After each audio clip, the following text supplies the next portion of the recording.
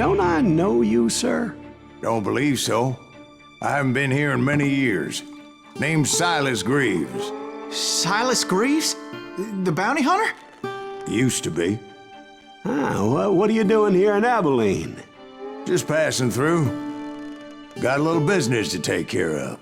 Well, sir, it would be an honor if you would allow me to buy you a beer. Hell, son, it would be my honor to drink it. I'm Molly. Howdy. I'm Dwight. That's Jack and Steve. Ben's behind the bar.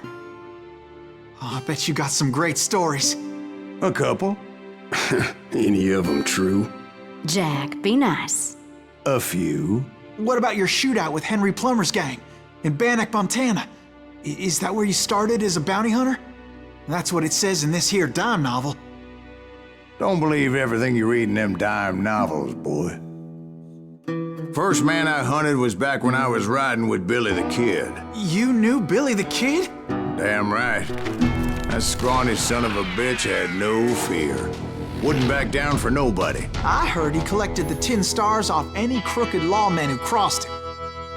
It was a war, boy. The Lincoln County War. And Billy promised his regulators would take the life of every bastard who helped bushwhack John Tunstall. Kid had a big chip on his shoulder and a hair-trigger temper. Made him dangerous as hell.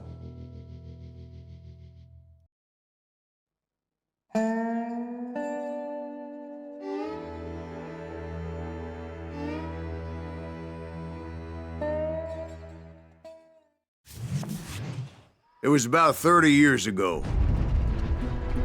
Billy was hiding out in an abandoned farm near Stinking Springs. I threw in with the kid because the man I had sworn vengeance on was riding with Billy's enemies.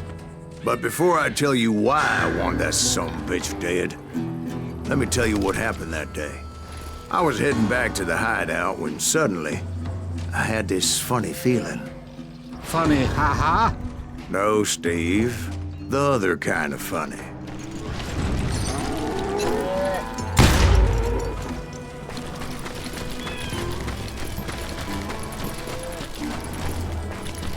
You heard that. You need to stay here and keep an eye on the road. I knew those two morons would never let me through. Shoot that, I had no choice. Was it Pat Garrett's posse? Oh, yeah. I heard the shots and I knew I had to move fast. Garrett and his army of deputies had surrounded the entire homestead. I decided to help Billy and the boys out of it. So that's just what I did. As the governor of New Mexico was paying for the kid's apprehension, Garrett was able to hire every gun hand in Lincoln County. Watch out! One of them! God damn it, he's right behind us! Where the hell's Garrett? Garrett's men were running around like a bunch of chickens with their heads cut off. Still, one of them reached the water tower. Not a bad idea. It would be a turkey shoot from up there. Luckily, these shooters Garrett hired weren't the sharpest tools in the shed. A lot of them were saddle tramps or sod busters or drunken drifters looking to make a few bucks. Then, I heard a friendly voice yelling at me from the window. I cut their numbers in half, but that just made the ones that were left twice as mad. Back door! We'll cover you! Truth be told, things weren't much better behind the house. They made up for their lack of skill with a seemingly endless supply of ammo.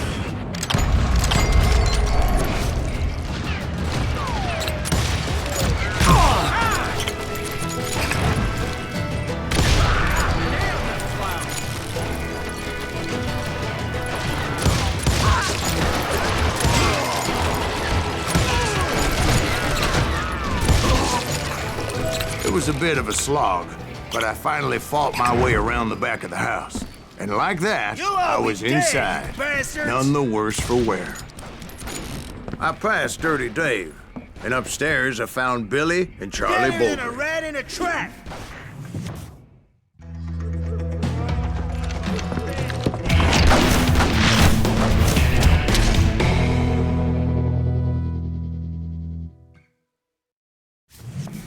Billy looked at me and said, "About time, amigo." Grab a gun and get to the window. Wait, so you were friends with Billy the Kid? Yeah, sort of.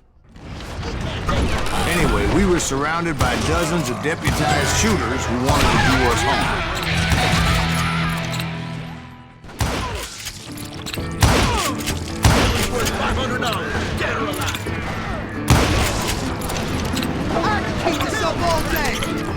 I'm telling you, Garrett's men were dropping like flies, but they just kept on coming.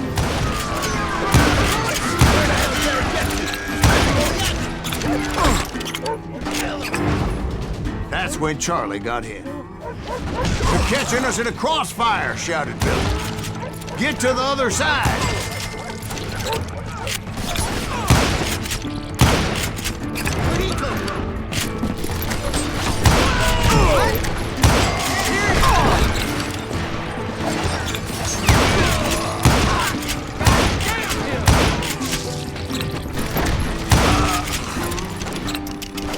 Shoot that bastard!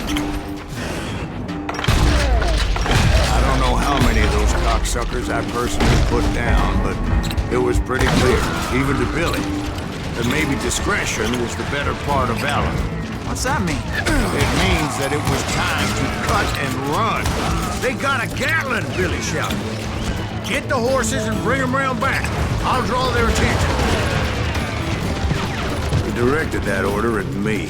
And I thought, why the hell do I have to do it? Run for it! Those poor sons of bitches are done! Many would have fled in my place. But I had that false sense of invincibility that many young men have. Like Jack here. What are you saying, old man? Jack, he's just joshing with you. Yeah, he better Mr. Graves, please continue. be. Please, call me Silas, ma'am. Now, where was I? You were heading for the barn. Sounds like Garrett hired a whole regiment of hired guns. Yeah, and just when I thought I was done with them, more of these hapless bastards would pop up.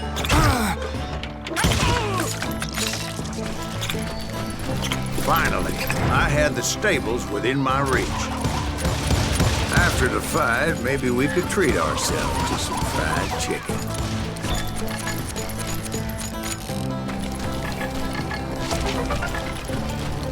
And that's when I met Sheriff Pat Garrett. I read that you went toe-to-toe with him, sir. That backstabbing bastard with that tacked-on tin star.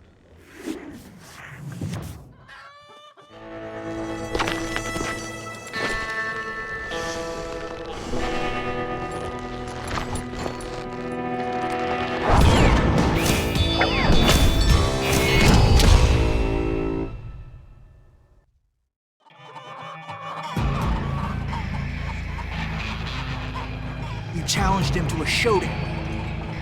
You read that in a dime novel? It said he showed no fear as he took your measure with eyes like a rattlesnake.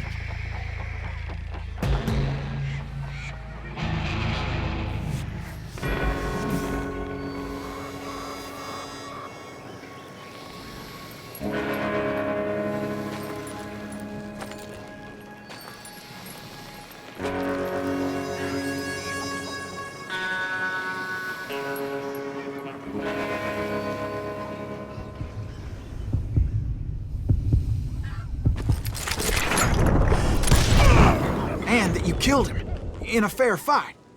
Is that what that penny dreadful said? No, boy. That ain't what I meant when I said I met Pat Garrett. So let me start again. I finally reached those damn stables.